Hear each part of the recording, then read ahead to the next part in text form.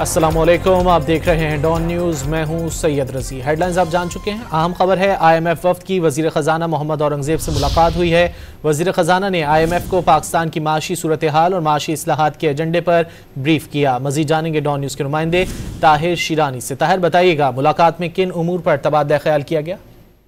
जी देखिए, इस वक्त क्योंकि जो IMF का वफ्द है वो पाकिस्तान में मौजूद है और $7 अरब का इस प्रोग्राम के तहत रवां माली साल की पहली शशमाही का जो जायजा है उसके तहत मुज़ाकरात हो रहे हैं।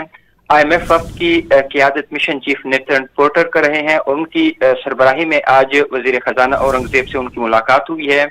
मुलाकात में सेक्रेटरी ख़जाना और चेयरमैन FBR समेत दीगर जो आला हुकाम है वो शरीक थे। वज़ीर ख़जाना की जानिब से पाकिस्तान की माशी सूरत हाल और इसके साथ साथ माशी इस्लाहाती एजेंडे पर ब्रीफ किया गया और हुकूमत पाकिस्तान की जानिब से जो मईशत की बेहतरी के लिए इक़दाम किए जा रहे हैं उनसे आगाह किया गया। और रवां माली साल की जो पहली शशमाही के दौरान है पाकिस्तान ने जो इक़दाम किए मईशत की बहाली के लिए उनसे IMF वक्त को आगाह किया गया। और इब्तदाई तौर पर ये एक तारुफी सेशन भी है। अगरचे गुज़श्ता रोज मुज़ाकरात IMF के साथ शुरू हो गए थे, वज़ारत ख़जाना और FBR हुकाम ने भी IMF वफ्द के साथ मुलाकात की थी और उसके बाद अब तकनीकी सतह का बाज़ाब्ता आगाज हुआ है और वज़ीर ख़जाना से IMF वफ्द की मुलाकात हुई है। तकनीकी सतह के मुज़ाकरात रवां हफ्ते जारी रहेंगे और उसके बाद पॉलिसी सतह के मुज़ाकरात होंगे।